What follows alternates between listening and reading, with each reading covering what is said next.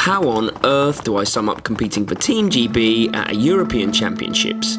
Well, on Saturday the 6th of July we flew from Luton Airport, after pancakes obviously, to Cluj in Romania. Somehow, Mary scored extra legroom priority seats and I didn't. But after a non-eventful flight, we got a transfer to pick up our hire car and headed on a 2-hour drive to Targu Mures, which was where the race was.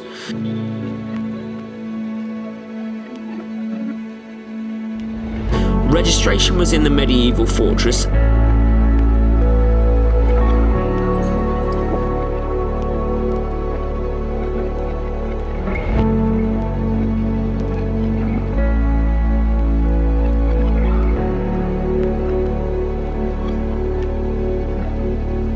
And after that, at about 5:30, we went and met our mates George and Ellen, who were also out. George was racing too. Quick GB team gathering, meeting up with my other friend Kim from my club, who was out to race as well. This is Kim. And some photos, and it was nearing 9 PM, and I hadn't started building my bike for the race. It's 11 o'clock at night, and I still, look at this. I've just finished putting the bike together, getting everything ready, trying to get all the stuff together, pack the bags. This has been so stressful really, but just trying to put it in perspective really, that this is actually a B race for me. I just need to enjoy it tomorrow. I'm going to be tired, but I can sleep tomorrow evening. Just know I need to get some sleep and bring on tomorrow. It's going to be a hot one. So, at 11:30 PM, I drifted off for whatever sleep I could get before my 5:30 AM alarm call and race day. And then it came. Race numbers on, cereal and a banana sandwich, 45-minute drive to the race destination. Have you seen a better view or setting for bike racking?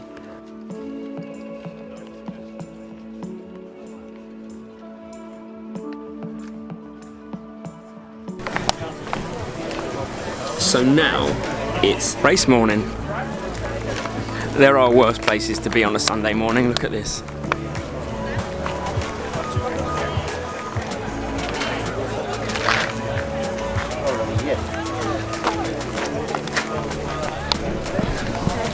Can't really complain. Made it then? Yeah, what's up, homies? Good. How are we doing? Been getting my strap on. How are you getting this? Have you been in? No, I've been warming up on the side. That's it. Well, I normally bring a pair and I left her, but then Half an hour until the start.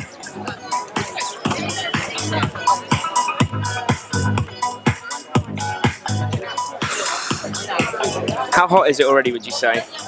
I reckon early 20s? Early 20s. Early 20s already. And it's 8:33, we haven't even started. You have to laugh.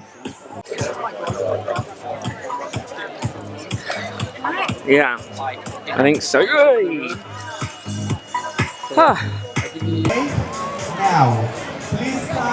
Okay, they're calling us, so I have to go. I'm going to start the swim race. You won't see me again till the GoPro on the run, and I'll give you a report about the bike. But to be honest with you, I don't know what I'm going to say. It's so hot. That's all I will say to start with. I'm ready though, I think.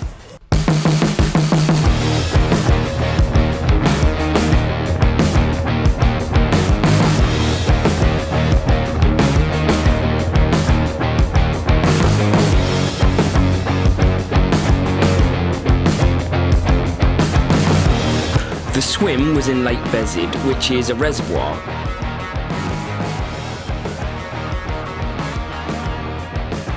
And as the starter horn goes, we're off in waves. I'm in the red hat wave.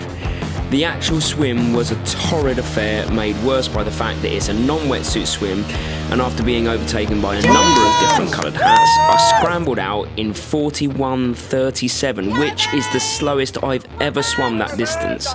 I was actually met in transition after running up the insanely steep bank by Kim, who'd started 8 minutes after me.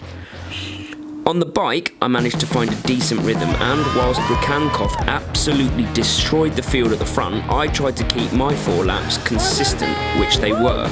The temperature was rising and you could really feel it on the climbs of the lumpy course, and I got off of the bike in 2:25.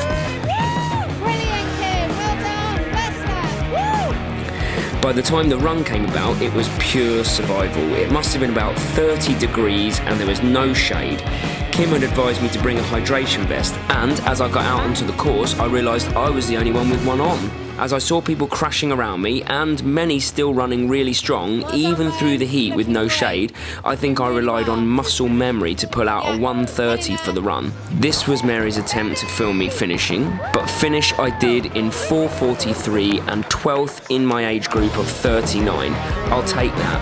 Broken, but I'll take it. Oh my god.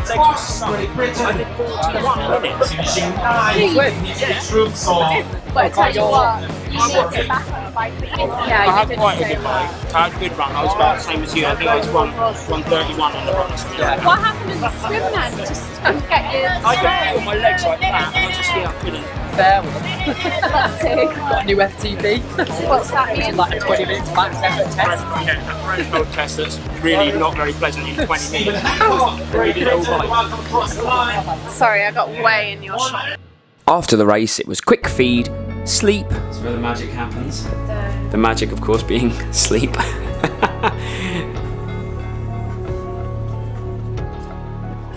Head to the airport for a perfect bag weight check-in, drop the bike off, fly,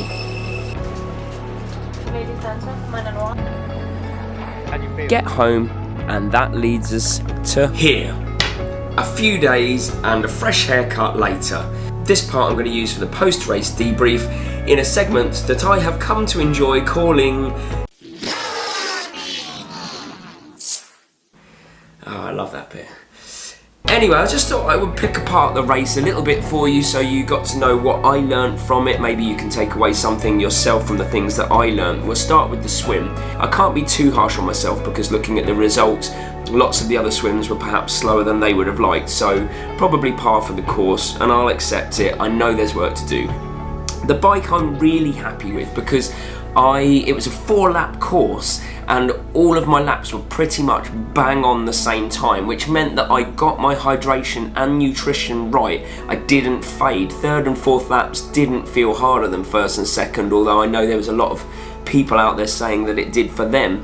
So I was really happy with that. What I was doing, my strategy is every 10 minutes without fail I would take a few good glugs of my electrolyte drink, and every 20 minutes without fail I would take on another gel. So that was really good, really happy with that. On to the run. This was a little weird one because thanks to Kim I bought my hydration vest out with me, and I put it on in transition thinking, well, everyone's going to be in the same boat because it's about 30 degrees, it's boiling hot. And when I got out on the run, I was the only one wearing this hydration vest. But as much as I was a little bit embarrassed at the start because I was the only one with one on, and in fact someone said to me, another GB athlete, I don't know who it was, but someone said to me in transition, they looked at me and went, "What, you're going mountain climbing, are you?" And I remember thinking, I'll see you out there.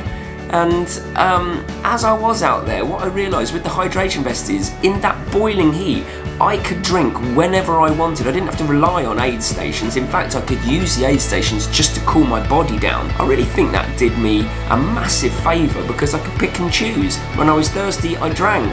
And I think a lot of people struggled out there getting from aid station to aid station, feeling that thirst and wanting to cool down. So I think it was the right decision. And as long as you don't really care what you look like while you're out there, then I would recommend it maybe if you're in an extremely hot race. Don't worry about it. So I was really happy, and overall really happy to have not embarrassed myself. That's the main thing. I fully understand that I was a Shetland pony out there in a field of studs and fillies, and I get that. I know my place, but actually I didn't embarrass myself. I came 12th in my age group out of about 40 triathletes. That's better than I could have hoped, so really happy. Now, just a quick and huge thank you to New Generation Studio. Check out some of their work. They provided the official elite men and women's race footage before the race, and I contacted them and said, can I use some of your cutaway clips for my vlog, because they were amazing, the drone shots and the pull-out stuff, and they said, yeah, absolutely, go for it. So a huge thank you to you. Go and check out their channel if you want to see the elite men and women's races and how they panned out. It's a great vlog. It's really, really good, and you might even see yourself on there because there's lots of footage of the age group athletes as well. So thank you for that.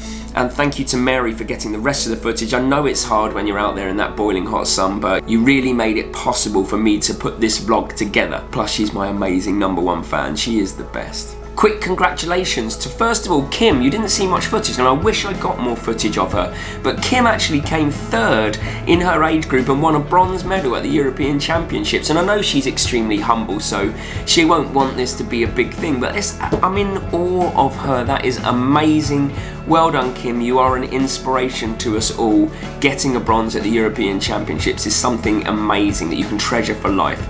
And also George was out there absolutely smashing the course. He did a sub 4:30, I think, overall, somewhere down there, and he was the 3rd Brit in his age group, which means that Kim and George both pre-qualify for the European Championships next year in Austria, which is an incredible feat. 2 incredible athletes, but also 2 really, really lovely people, and I couldn't be happier for both of them in what they've achieved. It's very inspirational. Well done to you both. So what is next for me? The next for me is my Ironman Copenhagen, 5 weeks today. The next few vlogs after this will be documenting that journey, how I'm getting myself there in good form, you seeing how I prepare myself for an Ironman, the nutrition, all of the thinking that goes around it. So make sure that you get subscribed, share this video. If you see footage of yourself, let me know. I've probably got the clips, I can probably give that to you. And I'll see you next week for a vlog about training whilst you're on holiday, because I'm heading off to the Isle of Wight tomorrow. Wish me luck. See you soon.